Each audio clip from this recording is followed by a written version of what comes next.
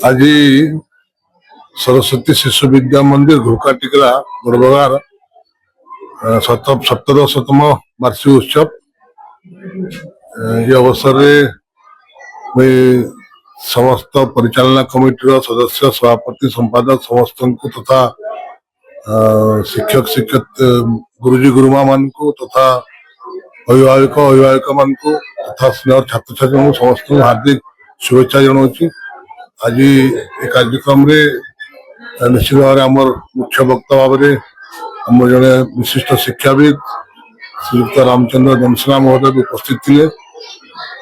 बहुत आलोचना है निश्चित भाव सबुत बड़ कथा ये अनुष्ठान अनेक छात्र छात्री जातीय स्तर पर्यंत क्रीड़ा क्षेत्र में अन्य क्षेत्र में पहुंची पार। तो निश्चित भाव आम अंचल लगे गोटे गर्व गौरव विषय। आम माँ समलेश्वरी ठारे प्रार्थना करुचे ये अनुष्ठान आहरी केमती आगे बढ़ू।